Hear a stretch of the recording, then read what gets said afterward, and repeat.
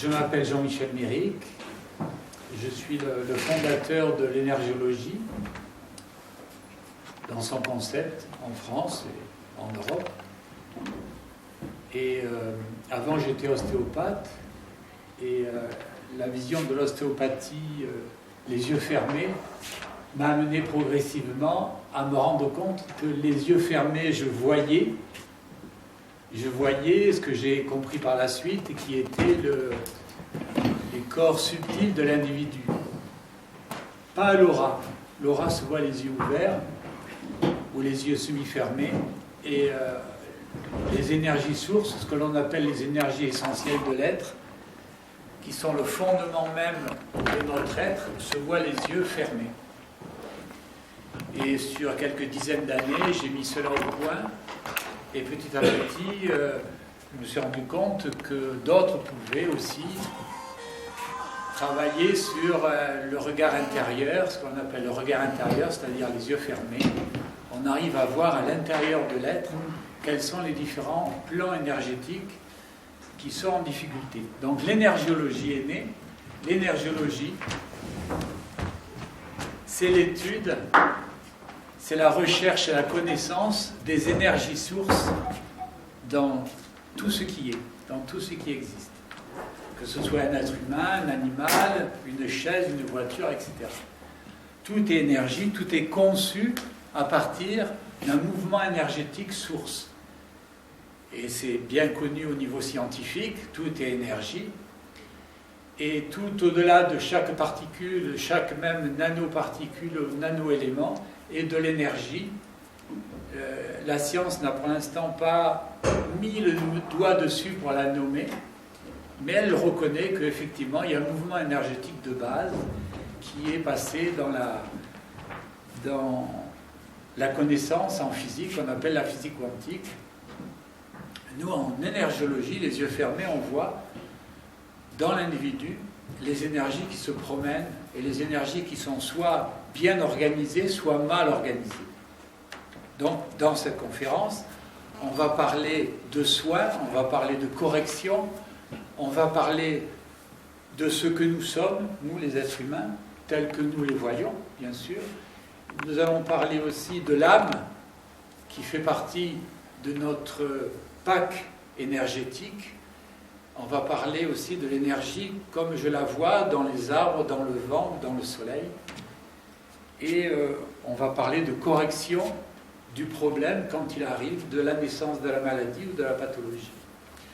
Si vous avez des questions, à n'importe quel moment de la conférence, vous m'arrêtez, vous posez la question. On en discute. On avancera avec vous.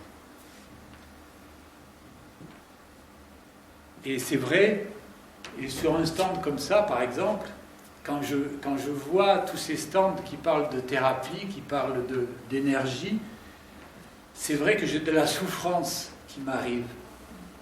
Et je suis triste de voir tout ça. Parce que on a l'impression, quand on voit un salon comme ça, que par notre propre volonté ou par notre propre vouloir faire, on arrive à se corriger et à s'élever intérieurement, dans la spiritualité, dans la connaissance de l'être. Et tous ces gens qui souffrent, qui ne sont pas dans cette connaissance, ils passent de salon en salon, de thérapeute en thérapeute, et ils essaient de trouver une solution à leur mal-être pour être mieux intérieurement. Et on leur donne parfois des solutions, il y a des élévations de vibrations, puisqu'on va parler de taux vibratoire, mais ça ne relance pas l'être. Ça ne le relance pas vers une meilleure qualité de vie. On va en parler ensemble. Pour moi, ce n'est pas à la personne de faire un effort et de travailler pour s'élever. À chaque fois que la personne va chercher à s'élever, quelque part, elle va s'alourdir et elle va se densifier. Mais il est normal que nous, les êtres humains sur cette terre, on essaie d'occuper notre temps au mieux. Et quand on a fini de regarder la télé ou le match de foot, de partir en vacances, d'élever nos enfants, quand on a fini d'être distrait par le ronron et le ronronnement de la vie, eh bien, on essaie de trouver autre chose et on va dans les salons comme ça, c'est vrai, pour se trouver une motivation de vie, un intérêt à la vie, parce que intérieurement on n'est pas bien. Et je vais essayer, moi, de vous expliquer une autre façon de voir les choses et vous dire que les solutions sont à l'intérieur de nous, à l'intérieur de l'être, à l'intérieur de la personne. N'hésitez pas à m'interrompre. Là, c'est la petite musique entre deux, c'est le passage. C'est là ici le cherche. Non. Non, c'est de l'autre côté.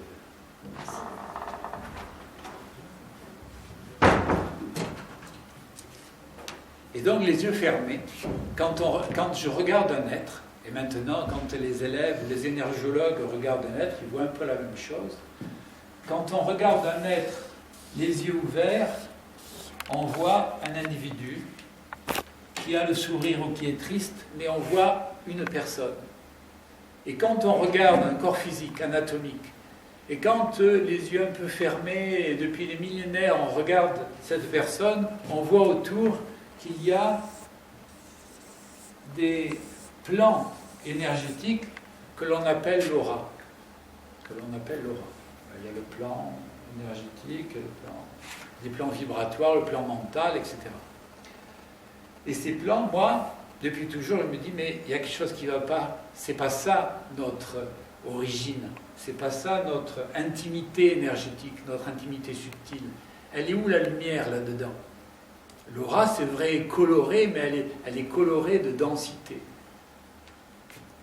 Et à l'intérieur de nous, il y a des plans beaucoup plus subtils, beaucoup plus éthérés, beaucoup plus légers, beaucoup plus délicats, que j'ai appelé au départ les énergies sources.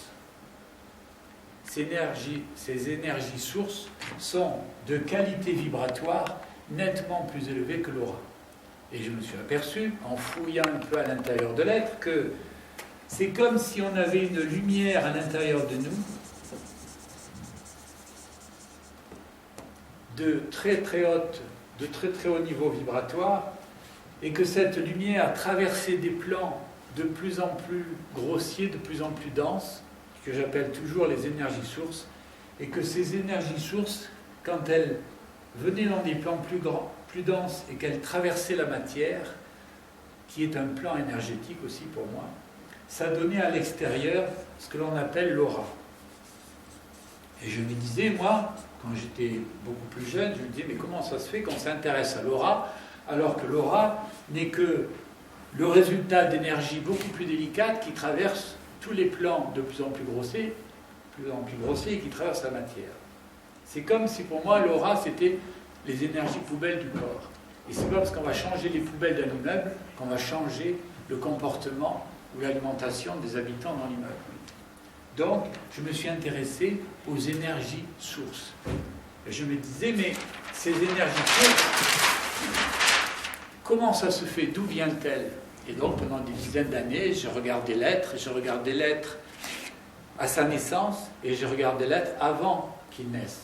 Et, chose très très intéressante, quand j'étais ostéopathe, donc au début, si vous voulez, de la découverte de l'énergéologie, je travaillais dans le même cabinet qu'une gynéco. On avait pris un cabinet ensemble.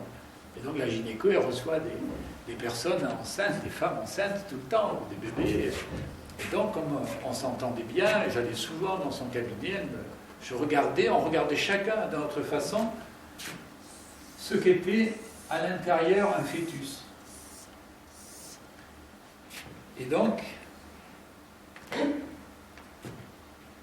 il y avait le petit être, le petit fœtus qui était là, et moi je constatais que le petit être vrai qui arrivait, la petite âme, si vous voulez, on a fini par définir et l'appeler l'âme, était à côté de l'être. Voilà. C'était une présence hautement vibratoire qui venait très près de la maman, toujours du côté droit, et qui arrivait souvent avant la fécondation. Elle était là, présente, ce petit volume très très vibratoire, très léger, très délicat. Il se voyait à peine, mais il pouvait se voir, alors que le bébé, le petit fœtus, allait se constituer ici, dans le creux du bassin, du creuset de la maman, dans le petit bassin. Et donc, à l'échographie, vous voyez ici, et moi, je voyais ici. Et non seulement je voyais ici, mais je voyais que petit à petit, avec le regard intérieur, bien sûr, le petit œuf déjà mettait au moins 3 mois, cette présence-là mettait 3 mois avant de rentrer dans le volume subtil du ventre de la maman. Pourquoi il mettait 3 mois à rentrer? Parce que ce plan est très vibratoire, je vous l'ai dit, et pratiquement invisible à notre regard même intérieur. Et la maman, qui a ses plans vibratoires aussi, ne pouvait recevoir cet être que lorsqu'il commençait à se densifier un peu.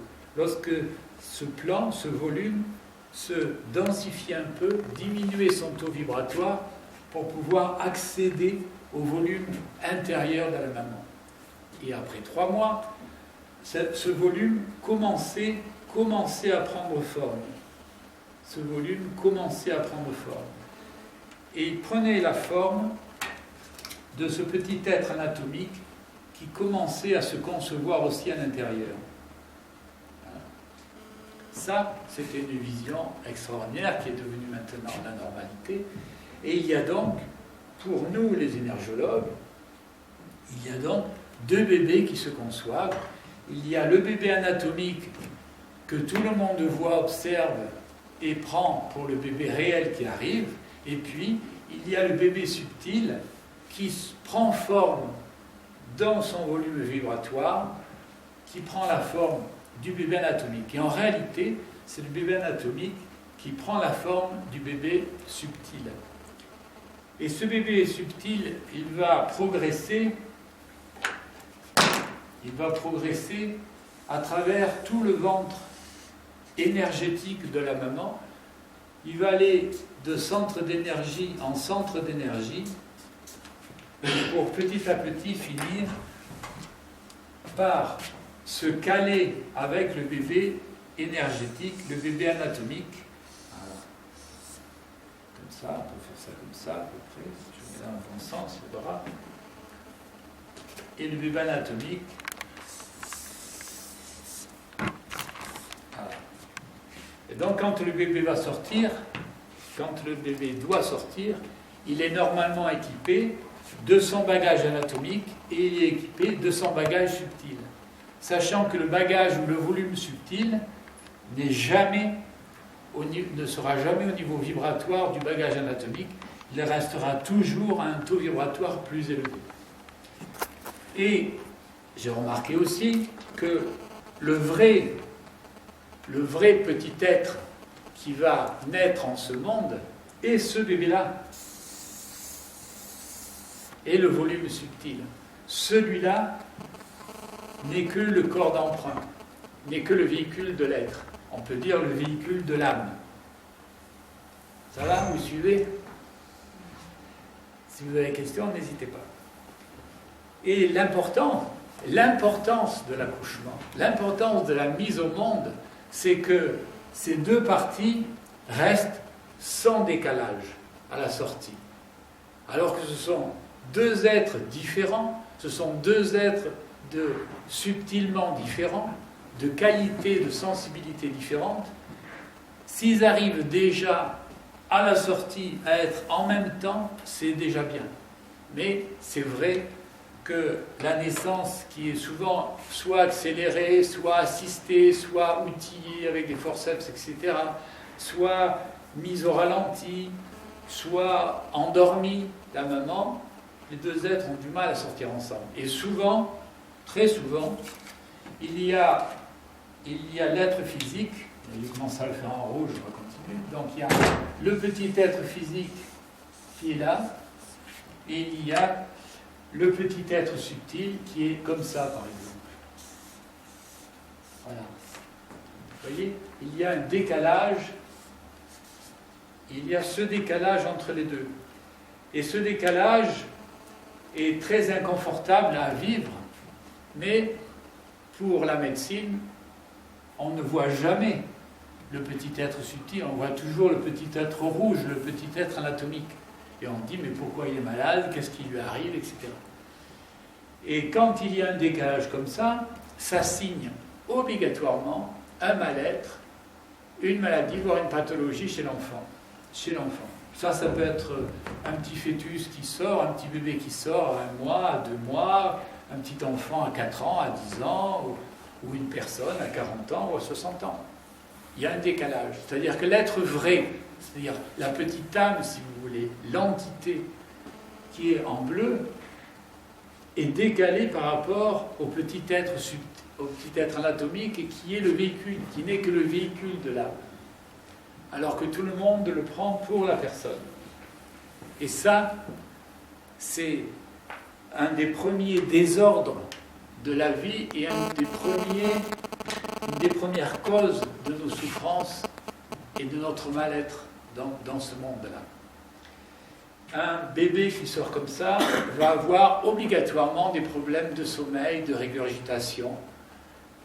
Il va avoir des problèmes à 2, 3 mois, 2 ans, il va avoir des problèmes ORL obligatoires parce que son corps physique n'est absolument pas défendu. Le corps physique ne sera défendu, ne sera sécurisé que si le petit être subtil est à l'intérieur de l'être. Le petit être subtil à l'intérieur de l'être, en réalité, c'est faux. C'est l'être subtil en bleu qui est le personnage. Mais comme on est dans une société un peu rationnelle, un peu lourde, dans la dualité, une société qui ne perçoit pas le subtil dans l'être, dans le papillon ou dans l'arbre, comme on ne perçoit pas tout ça, on considère que la personne, le personnage est en rouge. Ce personnage est en rouge et on ne perçoit pas le décalage qu'il y a et on va essayer de soigner ce personnage rouge alors que celui qui nous intéresse, c'est le petit être subtil en bleu.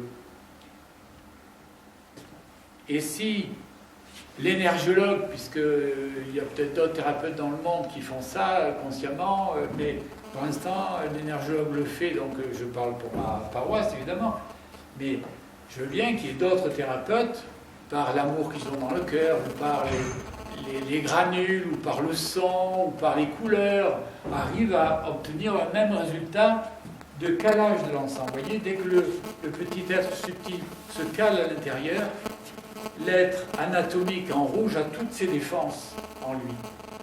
Et il a sa pleine et entière personne de rempli. Il est vivant dans ce monde. Et l'ennui dans notre société, mais c'est une société qui a déjà progressé énormément depuis des millénaires, donc on ne lui en veut pas. C'est normal. Mais l'ennui, quelque part, c'est qu'on apprenne à l'enfant, et plus tard, bien sûr, à l'adulte, à s'identifier à cet organisme anatomique, cet organisme rouge qui est la partie corporelle de l'être, qui est la partie corporelle de l'âme. Pour moi, mais il faut que les temps changent, il faut que la conscience puisse suivre. On devrait dire aux enfants, on devrait dire aux adultes, mais attention, tu n'es pas ce corps un peu grossier, organique, physique, anatomique. Tu es cet être subtil, hautement vibratoire, qui est en arrière-plan de ce que tu crois être. Et donc si on apprenait à être vivant dans ce corps, mais à être conscient que l'on n'est pas ce corps physique qui vieillit, mais qu'on est ce corps subtil intérieur, ben ça serait beaucoup plus simple. D'abord, il y aurait beaucoup moins de guerre, d'agressivité. L'être ne vivrait presque plus dans la dualité, il vivrait plus dans l'unité, parce que l'être subtil que nous sommes, hautement vibratoire, là je dessine que le subtil, et quand on ferme les yeux, nous énergologues, on ne voit que le subtil. On ne voit plus le corps physique puisqu'on a les yeux fermés. Les yeux fermés, on ne voit pas le patient sur la table, on ne voit plus que sa constitution subtile, qui est évidemment pas facile à voir, j'en conçois, mais on voit cette partie subtile, ce que l'on appelle, nous, l'être subtil. Et l'être subtil est constitué de tout un tas de couches énergétiques, ce que l'on appelle des plans d'énergie, qui correspondent à des vibrations différentes, à des taux vibratoires différents. Il y a des dizaines de couches à l'intérieur de nous, subtiles, donc de plus en plus hautement vibratoires, si vous voulez, qui sont nous. Et si je prenais le corps physique, je pourrais l'ajouter devant, vous voyez, il ressemblerait à un homme, à une femme, avec des traits, 30 ans, 40 ans, 60 ans, la vieillesse, etc.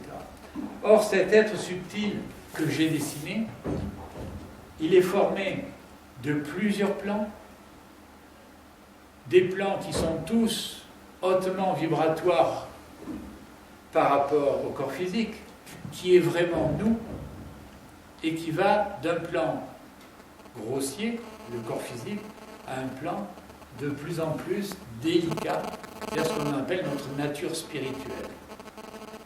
Et ce qui est intéressant, c'est que plus on va vers le subtil, plus on va vers des plans légers, plus on est en relation directe, puisque c'est la même chose, avec d'autres organismes vivants. Là, j'ai dessiné des êtres humains, ça peut être des animaux ou des arbres, qui vibrent et qui résonnent dans la même fréquence, dans la même onde vibratoire. C'est-à-dire qu'un individu, un deuxième individu, un troisième individu, un quatrième individu ou un arbre, si vous voulez, a une certaine profondeur de vie, une certaine profondeur d'être, c'est la même. C'est la même chose. On est tous identiques au fond de nous. Il n'y a plus de couleur de peau, d'âge, etc. C'est identique. Et en plus, ce qui est hyper important, et ça nous on le constate aussi, c'est que cet être subtil, que je suis et que vous êtes, ne vieillit jamais. Il est éternel. C'est la petite âme qui arrive.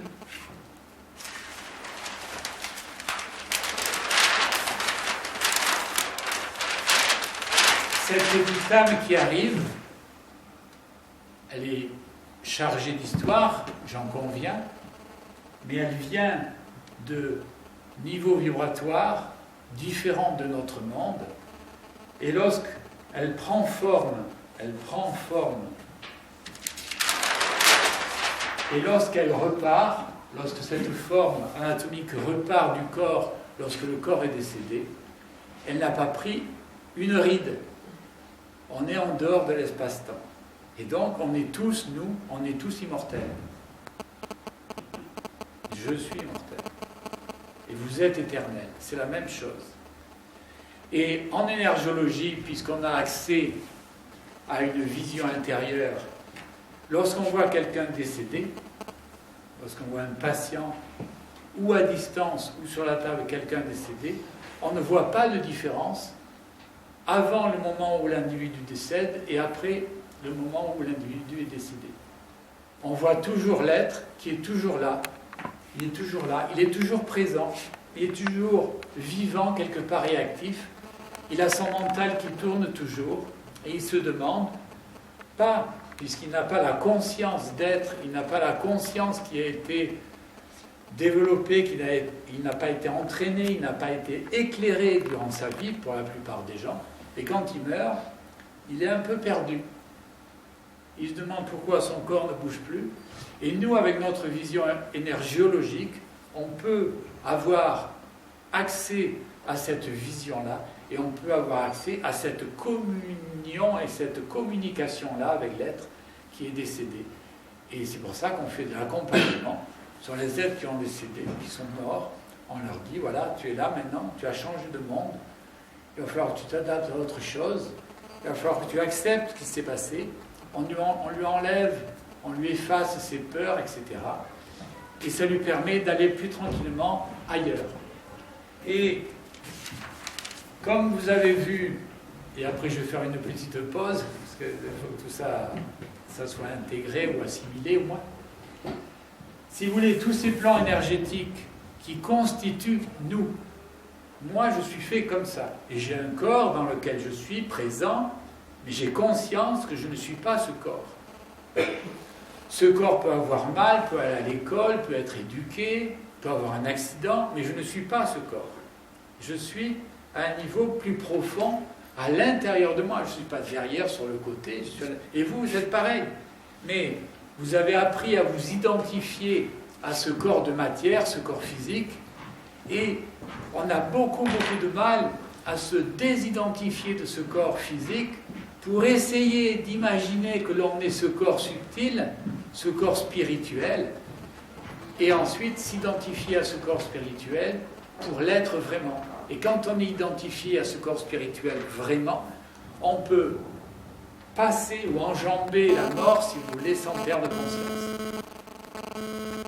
Alors que pour l'instant, la majorité des gens de ce monde, quand ils meurent, d'abord ils ont une peur effroyable de la mort parce qu'ils ne la connaissent pas, ils ne savent pas ce qu'il y a derrière, et personne ne peut leur apprendre, parce que nos aînés, nos aïeux n'ont pas compris eux-mêmes, et ça fait des milliers d'années que ça dure. Et quand ils passent de l'autre côté, ils sont aussi hébétés après qu'avant. Comme ce corps, il est fait que d'énergie, il est fait que de subtil, et il n'y a aucune matière physique dedans, il est constitué de plans de plus en plus subtils, que nous sommes. C'est-à-dire que dans vos yeux, là, actuellement, moi, je ne vois que ça.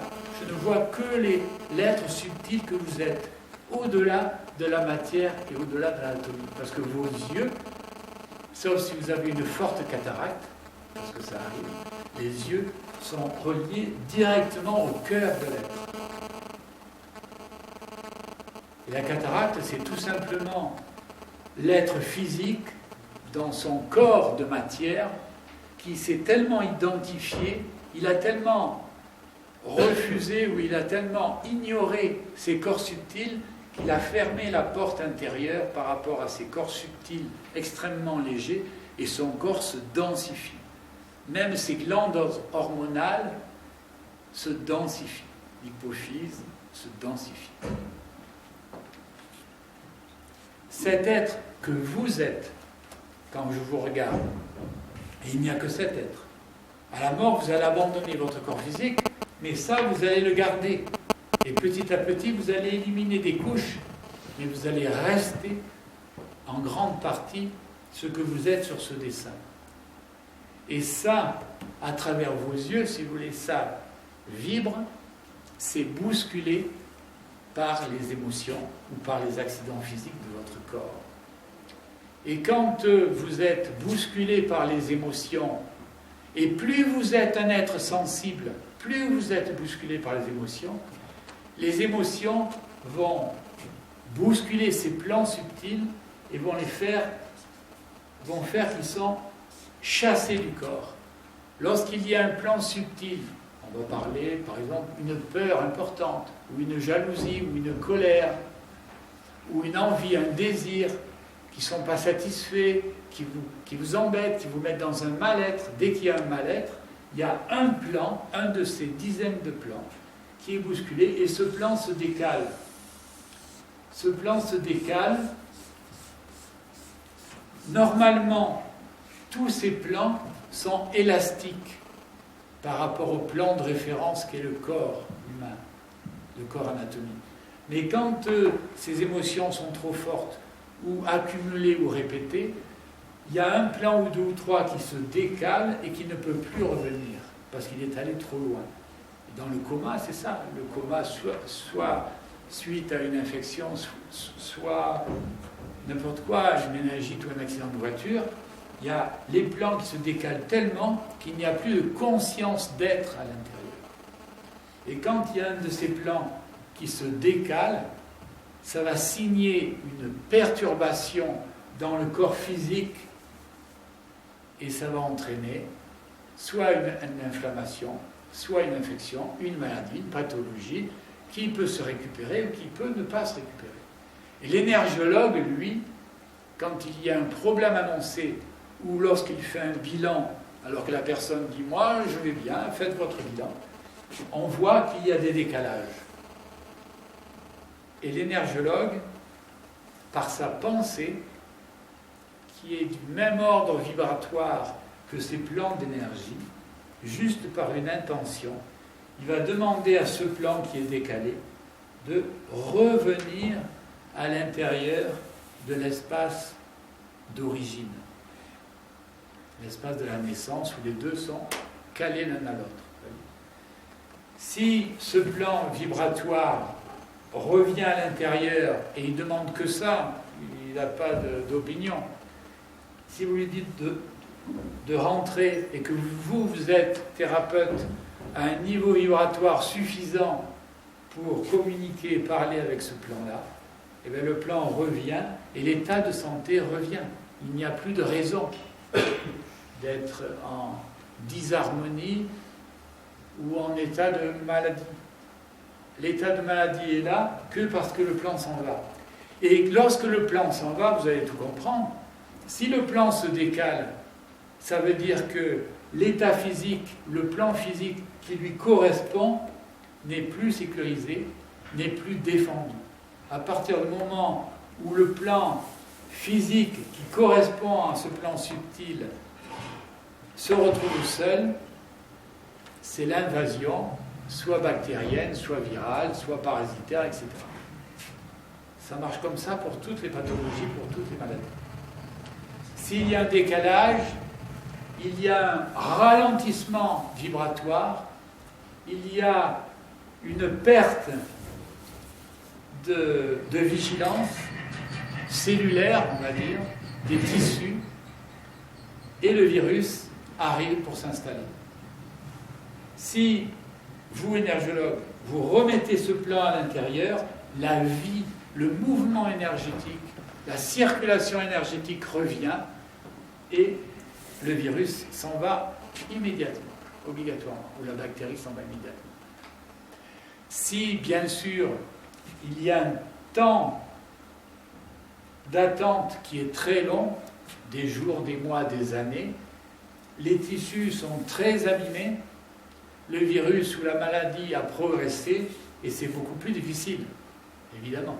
Quand c'est chopé en direct le plus tôt possible, il y a nettoyage, récupération des fonctions, récupération de la circulation énergétique, donc des autres circulations du corps, et tout redevient normal.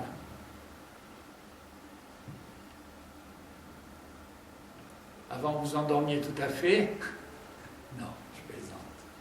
Est-ce que vous avez des questions? Est-ce que ça vous parle? Est-ce que vous arrivez à suivre? Et est-ce que vous voulez en savoir davantage? Oui. Mais que diable, 2013? Personne n'y a pensé avant? Moi, j'y ai pensé depuis quelques années. Il n'y a pas des civilisations qui ont pensé à ça? Il y a des civilisations pour ne pas y avoir pensé. Il y a des civilisations qui ont dû y penser, Mais puisque j'ai retrouvé, en circulant un peu de par le monde, j'ai retrouvé des civilisations qui devaient travailler déjà comme ça. Les anciens Égyptiens, les Khmers au Laos, en Amérique du Sud, en Amérique du Sud, en Arizona, les Indiens. Les Indiens. Vous voyez, un jour, je vais vous raconter une petite histoire parce que j'ai 2 minutes par rapport à ça. J'étais en Arizona, j'étais près du lac, je ne sais plus comment, pas très loin de Phoenix. Et il y avait un grand lac là qui était tranquille, c'était le territoire des Indiens. Ils vont m'en vouloir si je dis pas, parce qu'il y en a tellement de territoires des Indiens, j'en ai fait plusieurs. Bon, je ne me rappelle plus. Je suis désolé pour les Indiens qui m'écoutent. Mais... Et donc, je me suis assis, alors j'ai fait un feu. Il n'y avait personne. Et puis, je me suis dit, tiens, je lui ai dit, c'était magnifique, le temps était magnifique, c'était en hiver, mais il faisait bon. Il dit, ça serait sympa si j'avais vécu là il y a longtemps et si les Indiens pouvaient partager ce feu avec moi. Et je me suis intériorisé, comme je le fais souvent. Et j'ai vu intérieurement, donc comme je vois à l'intérieur de l'être, je vois aussi les présences et les êtres angéliques ou les fées, etc. Et il y a eu petit à petit des centaines et des centaines d'Indiens qui sont venus autour du feu avec moi. Et je les voyais comme je vous vois, ils étaient autour de moi. Et ça m'a fait évidemment des effets partout, la chair de poule partout. Ils sont installés, on a médité tous ensemble. Et il y a eu 2 grands chefs indiens, dont je ne vous dirai pas les noms, mais 2 grands chefs indiens qui sont venus, un à droite et un à gauche de moi. Et on a fait une méditation, puisque dans le silence, évidemment, c'est très porteur, on n'a pas besoin de parler. Et ces 2 chefs indiens, dans le subtil, m'ont suivi pendant des mois. Voilà. Et donc, je savais qu'ils étaient aussi là. Et par exemple, en Égypte, je suis allé à Luxor, vous êtes peut-être allé à Karnak, dans le sanctuaire de Karnak, près de Luxor. Et quand je suis arrivé là-bas, j'ai fermé les yeux pour voir un peu ce qu'il y avait comme présence et à qui j'avais affaire. Et j'ai vu donc tous ces grands bâtiments, les obélisques, la chambre hypostyle qui était là, de grandes constructions. Et j'ai vu dans ces grandes constructions que tout ce qui était conçu de façon énergétique. Et j'étais sûrement un des seuls à le voir. Et donc il y a une chambre hypostyle, par exemple, où il y a des dizaines et des dizaines de colonnes de 20-25 mètres de haut et de 300 mètres de large, c'est énorme, en pierre, qui sont parfaites. Vous regardez en bas, il n'y a pas une aspérité, tout est nickel, comme quand vous regardez les obélisques, pareil. Et quand je suis rentré là, je me suis aperçu que c'était une machine à laver énergétique. C'était extraordinaire. Tout circule à une grande vitesse au niveau énergétique, mais vous voyez, au niveau énergétique, certes, tout le monde va dire, mais moi j'y vais, je sens rien, mais à un certain niveau vibratoire, vous comprenez, il y a des différences de qualité d'énergie en fonction de la fréquence vibratoire de chaque plan énergétique. Et moi qui étais dans ce niveau-là, quoi, j'ai senti et je les ai vus tourner. J'ai vu tourner et j'ai vu que cette énergie qui circulait, en réalité, elle nous était destinée à nous, êtres humains. Et que ça nous travaillait intérieurement et que ça nous permettait de développer une certaine partie de notre être et d'effacer et de purifier une autre partie de notre être. Et chaque atelier, on va dire ça comme ça, que ce soit des colonnes, que ce soit des obélisques, que ce soit des bâtiments, que ce soit des constructions plus basses, chaque atelier, sa raison d'être, c'était ça. C'était travailler l'être humain. Et je me suis aperçu que ce sanctuaire, qui était sûrement réservé à quelques initiés, on va dire, quelques êtres qui étaient capables de ressentir ça, était tout à fait disponible encore. Ça voulait dire que chaque atelier était un générateur énergétique. Un générateur qui fabriquait de l'énergie tout le temps et qui était toujours présent, toujours vivant, toujours actif. Et c'est vrai, et j'ai trouvé ça fantastique, et j'ai retrouvé ça en Corvette, j'ai retrouvé ça à Sedona en Arizona, j'ai retrouvé ça au Pérou, ou en France, où est-ce que j'ai trouvé ça en France ? Il y a des lieux naturels comme le Mont Saint-Michel, comme le Mont Canigou à côté de Bugarache, etc. Qui donnaient ça, qui donnaient ces mouvements énergétiques qui nous étaient largement, qui étaient efficaces pour nous. Et je me suis aperçu par exemple que quand on prenait une douche, ou quand vous allez prendre une douche ce soir, et que vous êtes sous la douche, donc il y a des choses naturelles, ben vous allez essayer sous la douche, quand vous êtes sous la douche, vous allez essayer de tourner à l'intérieur de vous dans ce sens, par exemple. Et vous allez essayer de tourner à l'intérieur de vous dans l'autre sens. Et vous verrez qu'il y a un sens dans lequel vous pouvez tourner et l'autre pas. Donc, ça veut dire que l'eau et que l'énergie de l'eau vous aide dans un certain sens de circulation énergétique pour votre propre confort de santé. Et si vous faites le feu, si vous mettez par exemple une flamme d'un côté de vous et une flamme de l'autre côté et que vous êtes assis au milieu, comme ça, tranquille, voilà,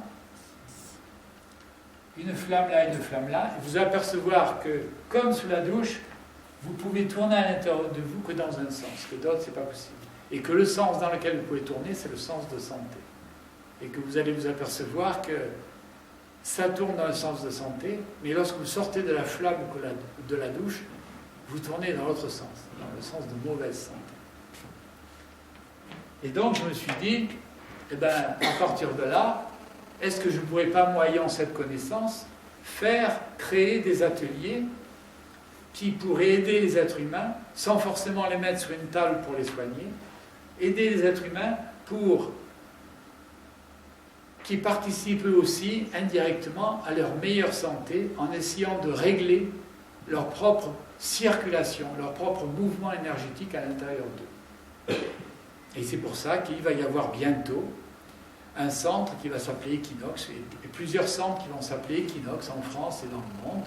On va commencer par la France, et ça va être du côté de Grasse au départ, un centre Equinox où je conçois, si vous voulez, avec l'aide d'ingénieurs évidemment, de scientifiques, de physiciens, des ateliers qui vont permettre à l'individu, comme en ancienne Égypte, qui marche au milieu d'un certain nombre de répartitions, d'organisations, d'avoir leur énergie qui va être modelée, qui va être arrangée, sans passer par un toubib ou par un thérapeute. Vous êtes grillé par la médecine? Eh bien la médecine, pour l'instant, elle me laisse faire, parce que de toute façon, vous verrez, si vous venez dans le stand C15, que pour travailler les gens, on ne les touche pas du tout. Il y a la personne qui est allongée sur la table, nous on est assis à 1 mètre ou 2 mètres, et on fait tout ce travail que je vous ai indiqué, on le fait à distance. C'est-à-dire qu'on regarde par le regard intérieur l'être qui est sur la table, on fait un bilan complet de ses problèmes, passé, présent ou à venir, et par la pensée, sans bouger de la chaise, on corrige tout ça, on remet de l'ordre. Ce que feront ces ateliers lorsqu'on pourra les mettre en piste. Et on pourra y dormir, on pourra y vivre dans un espace qu'on pourrait presque appeler un faisceau d'énergie, mais un faisceau d'énergie correct, qui permettra de corriger l'individu au fur et à mesure de sa déambulation, de son cheminement à travers ce parc. Ça sera ouvert aux familles, aux enfants, etc. Est-ce que vous avez des questions? Oui, moi j'en ai une. Oui. On constate des fois le décalage de l'aura. Sur l'humain, quand on regarde son corps énergétique, on peut constater qu'il est décalé ou vers le haut, qu'il a des affections au pied, ou vers le bas, ou sur le côté, ou devant ou derrière. Donc on revient exactement, c'est la cause, c'est le décalage de l'être intérieur. Oui, c'est plus l'aura que vous regardez dans ces cas-là. C'est que vous avez une vision qui va au-delà de la vision, les yeux ouverts ou les yeux demi-fermés de l'aura, et vous voyez déjà ce que nous on voit. C'est-à-dire, vous voyez ce que l'on appelle le corps global. Voilà. Le corps global, c'est ce que l'on voit en premier quand on ferme les yeux. C'est-à-dire que si, admettons qu'il a eu un accident et qu'il a eu une émotion, voilà, on le voit comme ça. Et on voit les intentions et la force de l'émotion qui est toujours là, vous voyez. Ça, c'est le côté droit, c'est le côté gauche. Donc la tête est décalée, on va dire que c'est un accident. Il a pris, on va dire, le coup du lapin. Et ça, c'est une émotion qui l'a percuté et qui a fait que son corps global est parti. Donc l'aura est toujours au même endroit, parce que l'aura n'est pas décalée. On va dire que l'aura est là, au même endroit, mais les corps subtils un peu plus profonds sont décalés. Et ces corps subtils, si vous les voyez décalés, c'est que votre pensée correctrice est au même niveau et que vous pouvez ramener ça. Moi, ce que j'ai vu, c'est pas... J'ai vu vous voyez le corps physique, si vous voulez, et puis vous voyez le corps, mais qui est décalé complètement. Oui, c'est le corps. C'est pas juste un morceau, quoi. Il est décalé, il est sorti à gauche ou à droite, et il est décalé complètement. Le corps complet est décalé. On a tous ces plans sont répertoriés un peu chez nous. Hein. Quand vous voyez donc tout décalé, alors on va changer de couleur, mais c'est pas grave. Mais si vous voyez décalé avec une forme, c'est le corps global. Si vous voyez tout décalé mais sans forme, ça c'est ce que l'on appelle la présence. Donc c'est un corps, un plan beaucoup plus délicat beaucoup plus fin, très difficilement observable, même par un énergiologue, et ça s'appelle la présence, et ça ne revient pas facilement. Ça, il faut se mettre au niveau vibratoire de la présence, presque communiquer avec elle pour savoir si elle veut revenir, comment elle peut revenir, etc. Et lorsque la présence est en dehors, si la présence de l'être est en dehors, ça veut dire qu'il est à entre 20, si vous voulez, et 80% dehors. Et donc s'il est en dehors, ça veut dire qu'il habite à l'intérieur entre 80% et 20%. Donc s'il est à 80% à l'extérieur, il sera vraisemblablement ou dans le coma, ou ça sera un petit légume, ou ça sera un enfant qui aura fait une grosse régression. Voyez. Et s'il est à 20%, s'il est à 20% à l'extérieur et 80% à l'intérieur, il n'y aura pratiquement pas de symptômes et d'ennui. C'est un enfant qui va à l'école, qui travaille à peu près bien, mais qui de temps en temps est dans la lune. Dans la lune, dans ses rêveries. Il est à 20% dehors de lui. Mais effectivement, il sera plus en faiblesse qu'un autre au niveau de sa défense immunitaire. Mais vous avez déjà cette vision-là. Moi j'ai vu le corps, je n'ai pas vu la tâche, mais le corps décalé. Si vous voyez le corps, c'est le corps global. C'est-à-dire que c'est un corps qui est très subtil, évidemment, mais qui a encore la forme corporelle. Plus on va vers une fréquence vibratoire élevée, moins on voit le corps, on ne voit plus des limites, on ne voit plus qu'un volume, un aspect, une couleur à peine. Voilà. Et on travaille sur tout ça, bien sûr. Et ça, si vous voulez, ce que vous voyez là, cette partie-là qu'on appelle la présence, elle va perdurer même après la mort. Alors que le corps global, lui, que vous avez vu décalé, qui est décalé parfois et qui signale des maladies, lui, quelques jours après, il s'en va. Il se dissout. Il peut rester à titre d'énergie résiduelle, fantomatique, etc., mais il se dissout. Nous, ce que l'on est, c'est tout ce qu'il y a de plus délicat. Et l'incarnation, c'est pour moi, l'incarnation qui ne se fait pas, qui ne s'est pratiquement jamais faite. En réalité, l'incarnation, c'est ce corps subtil qui s'implante et qui prend la place de l'être physique. Et donc là, à ce moment-là, il n'y a plus d'ego, il n'y a plus de mental. C'est l'incarnation réussie. C'est-à-dire que le plan subtil, le plan divin, si vous voulez, ou l'état christique de l'être, devient le corps dans la matière physique. Et à partir de là, pour moi, il y a qui commence. Donc il nous reste encore quelques minutes. Est-ce que vous avez des... Oui, vous parlez du taux vibratoire, mais n'importe qui ne peut pas atteindre ce taux vibratoire, voilà, comme ça. C'est une très bonne question. Vous l'avez atteint, vous, parce que vous êtes canal ou quelque chose comme ça. Non. Pas par le... Et ouais. En claquant des doigts. Et oui. Et si. Et si. Ah bon. C'est ça qui est intéressant. Ça, c'est intéressant. C'est intéressant. Et j'ai vu 2 êtres hier. J'ai soigné 2 êtres hier, justement. Et qui sont deux êtres qui sont normalement hautement spirituels.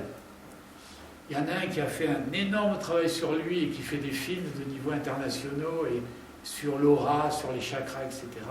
Et l'autre qui est sa compagne, qui est une psychologue et un être vraiment très particulier. Et ils sont tous les deux élevés par leur propre travail.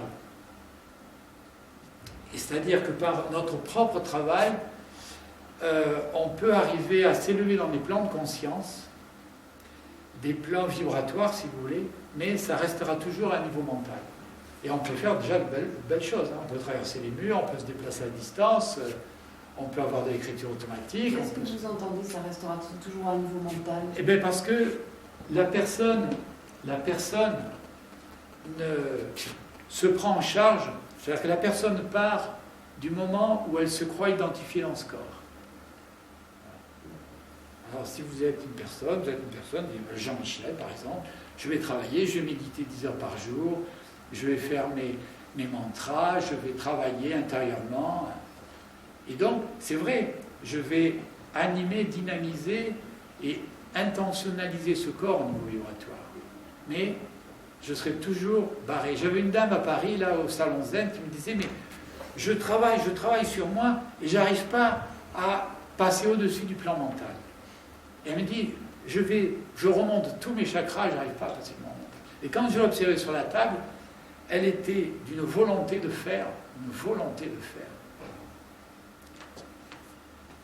Pour moi, la spiritualité n'a rien à voir avec ça.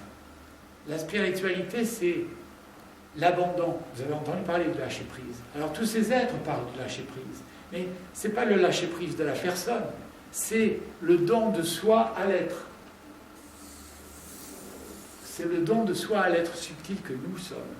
C'est l'être subtil, cette présence dont on parle, qui cherche à venir s'intégrer, s'investir, s'implanter en osmose, si vous voulez, avec ce corps global, avec ce corps physique.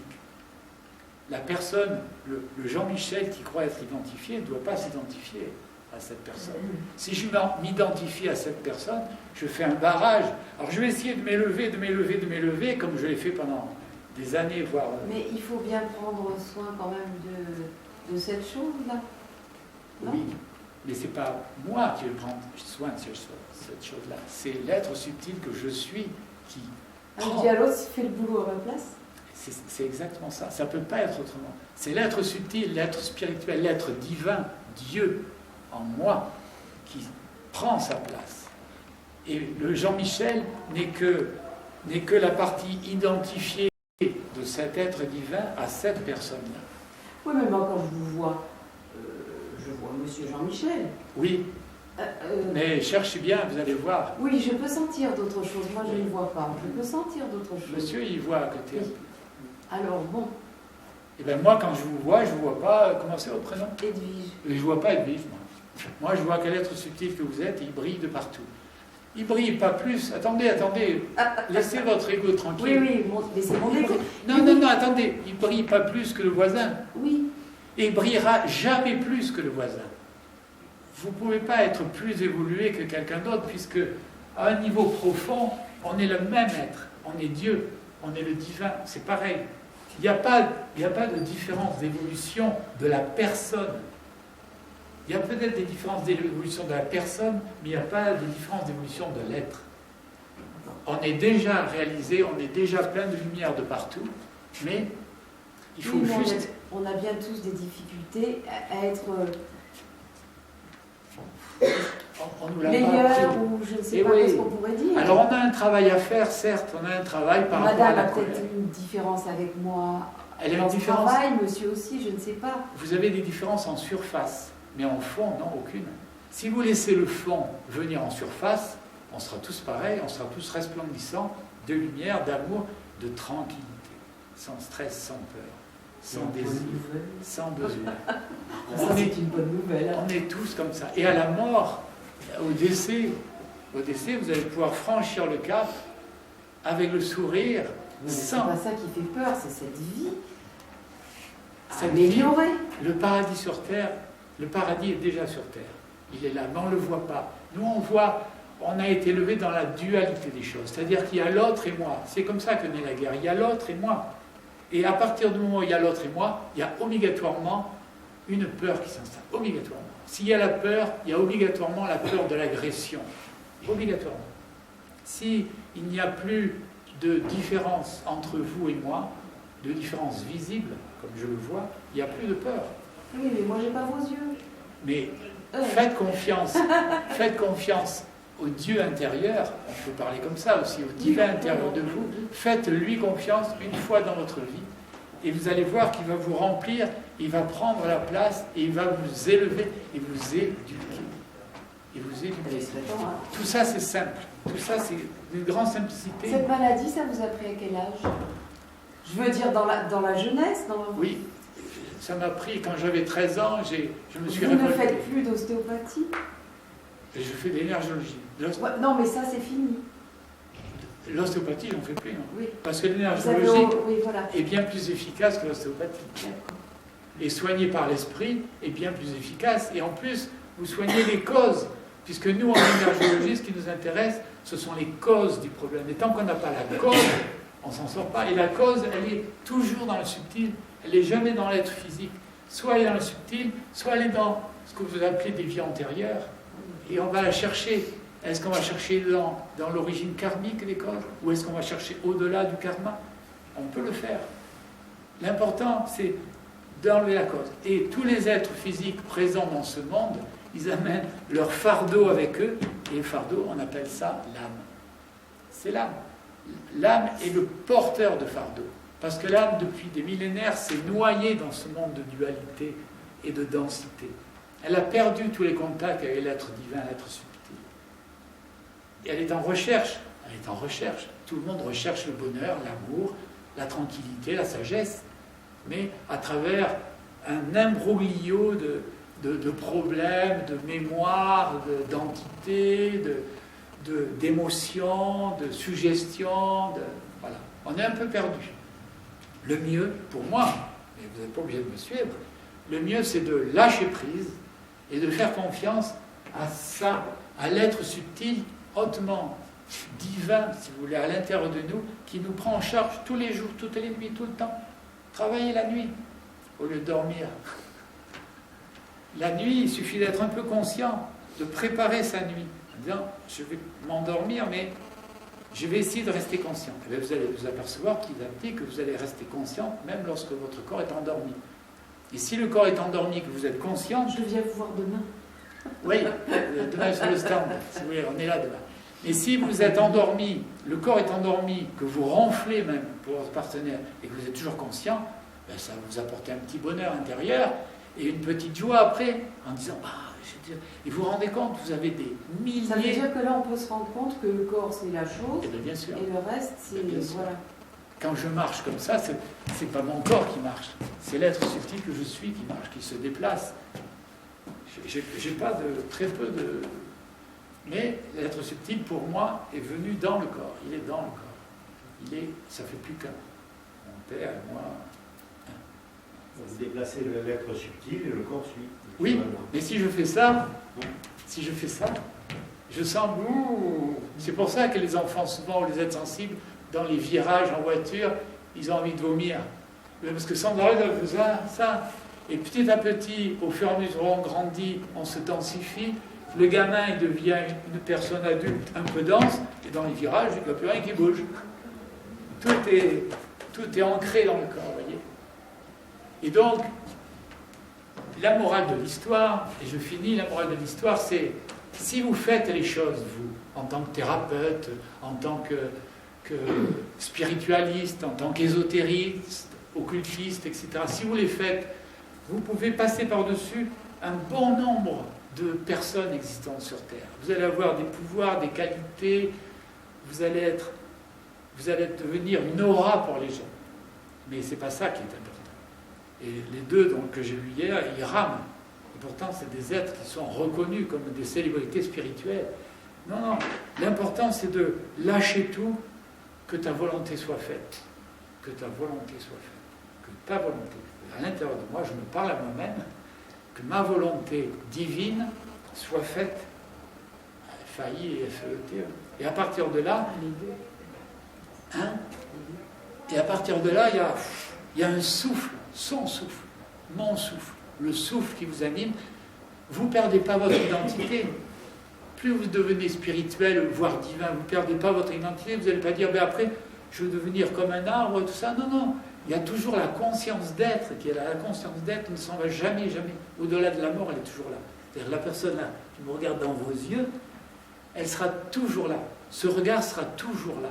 Mais il ne sera plus identifié ou assimilé à un être humain de passage sur Terre. Oui, un jour vous le rencontrerez dans une autre vie. Ça sera le même regard. Bien sûr. Ça sera le même regard, mais ce n'est pas la personne. Aucune personne ne s'incarne. La personne ne passe pas de vie en vie. C'est juste une énergie qui prend, qui ressort, qui prend, qui ressort, qui prend, qui ressort.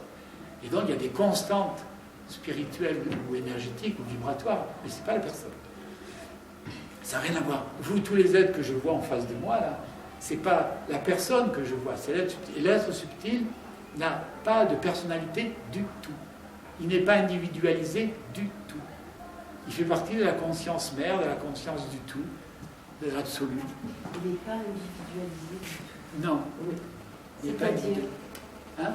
C'est-à-dire Mais c'est-à-dire qu'il n'y a pas de personne, de personnage à l'intérieur de vous quand je vous regarde. C'est pas un personnage, c'est une entité, si vous voulez bien. avec ma voisine, ça va faire alors un... Oui, oui, Et avec la voisine Oui. encore... Et voilà. oui. C'est une goutte d'eau qui tombe dans l'océan. D'accord. La goutte d'eau est chargée de mémoire, si vous voulez. Et donc, il y a d'autres mémoires qui viennent.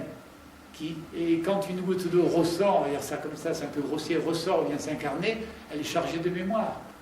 Mais pas forcément d'un être, de 10, de 20, de 30. Regardez par exemple, il y a eu, quand Chopin est décédé, il y a eu, dans le monde, il y a eu une cinquantaine d'enfants qui disaient qu'ils étaient Chopin et jouaient comme lui à 5 ans. Mais il n'y a pas 50, c'est pas une réincarnation de 50, c'est des mémoires. Et ces mémoires, c'est un plan grossier de l'être. Oui. Oui, quand vous dites qu'il n'y a plus d'individualité, ce genre de choses, etc., moi j'ai l'impression qu'en fait c'est simplement par rapport à votre façon de présenter les choses et de les ressentir, je ne sais pas, mais une question de vocabulaire finalement. Parce que tout à l'heure j'allais vous dire, mais en fait vous parlez de l'âme, d'une âme éveillée. Quand il n'y a plus d'individualité, c'est l'état bouddhique, je ne sais pas comment on va appeler ça, l'état ceci, l'état cela. C'est pas une âme éveillée.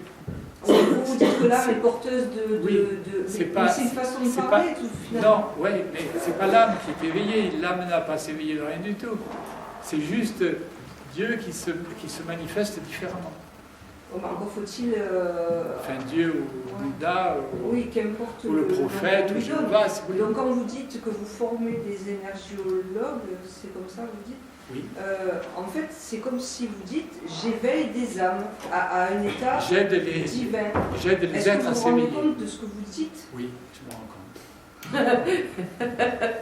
J'aide les êtres à s'éveiller, oui. Et je ne suis pas tout seul dans le monde, hein, ne croyez pas ça. Non, non, ça j'en doute pas. Parce que en ça cette s'appelle le période, maître spirituel à ce niveau-là. à cette soyons période, clairs. période de l'année, si vous voulez, en 2013, il y a d'autres êtres un peu comme moi, mais qui font peut-être de la peinture, de la pâtisserie ou de la couture dans le monde, ou garage auto, qui rencontrent des gens et qui, par leur présence ou par leur discours, va les éveiller. On est à des stades différents d'éveil, et moi, il y a des êtres qui, là, il y en a dans la pièce, qui m'éveillent tout le temps, et moi, je peux en éveiller, oui, je peux éveiller des êtres, aider des êtres à s'éveiller. Et c'est comme nos parents ne l'ont pas fait, et ne pouvaient pas le faire, comme nos enseignants ne pouvaient pas le faire, et bien, ce sont des êtres qui ont parcouru le chemin et qui se rendent compte qu'il y en a d'autres qui sont autour d'eux, qui sont en difficulté. Donc ils vont les soigner, parce que c'était ça mon but au départ quand j'étais jeune, c'était aider les gens qui sont en difficulté, et surtout les êtres sensibles comme moi, aider les gens en difficulté à trouver un chemin qui leur convienne, et en plus, qu'ils puissent porter cette sensibilité jusqu'à la connaissance. C'est ce qu'on fait. Et les êtres que j'ai formés, il y en a là, vont à leur tour soigner des gens pour les libérer de leur douleur, parce que si on les libère de leur douleur, quelqu'un qui est libéré de sa souffrance est plus en état de réceptivité que quelqu'un qui souffre. Donc ça rejoint la question que je posais tout à l'heure à la dame, c'est un hasard si je suis là maintenant, enfin bref, je passe sur les détails. Donc en fait, par rapport aux gens qui vont venir vous voir et qui vont vouloir participer à la formation pour devenir énergiologue, je suppose qu'il y a certaines personnes qui ne peuvent pas, qui ne sont pas aptes à, qui ne sont pas à ce niveau-là et donc qui ne sont pas, entre guillemets, acceptés à la formation. Parce qu'on ne forme pas un maître spirituel comme on forme un garagiste ou un peintre. À partir du moment, attendez, pour être réparateur auto, travailler à l'ébénisterie, il faut être bon quand même. Et donc, à partir du moment où vous avez rempli votre feuille d'inscription et que vous me l'envoyez, vous avez été préformé pour venir et vous êtes accepté. Le plus difficile, c'est d'arriver à remplir la feuille d'inscription pour la formation. C'est là que toutes les épreuves sont là. À partir du moment où vous les remplissez là, vous êtes accepté. Je vous remercie. Si vous avez plus de questions, parce que ça va fermer, il est 7h10. Voilà. Merci bien.